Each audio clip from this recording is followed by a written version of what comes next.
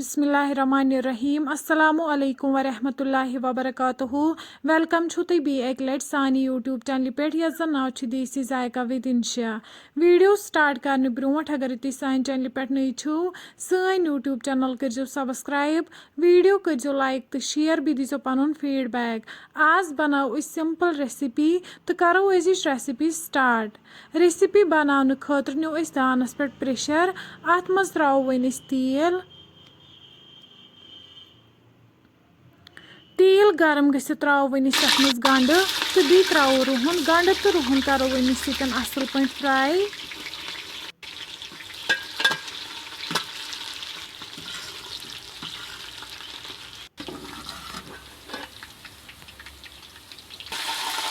तुम हेको वुचित गंड तो रुहन गो फ्राई अम पे त्रो वन अत मज आब 1 लीटर बी त्रो नून लिदर बादियान पाउडर चमचे 2 बी त्रो नील मरचांगन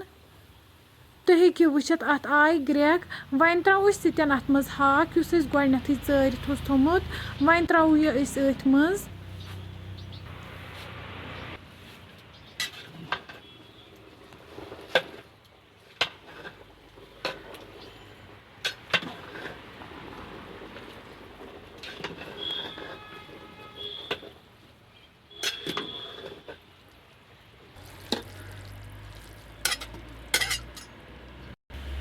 तुम हेको वुचित अत आय ग्रेक लास्टस पे त्रो वन अत मज गरम मसाला चमचे यह मसाल ते रलाओ वन हाकस सत असल पे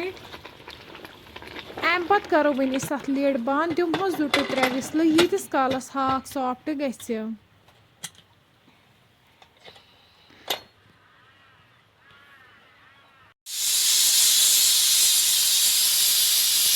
3 विसल बाद बालो वन दान पे प्रेशर बोन अम पत करो वन हाक गर्मा गर्म सर्व बतस सत फ्रेंड्स अगर तुम सोन अजुक वीडियो पसंद आमुत सान यूट्यूब चैनल करो सब्सक्राइब वीडियो करो लाइक तो शेयर भी दीजो पन फीडबैक अल्लाह हाफिज़।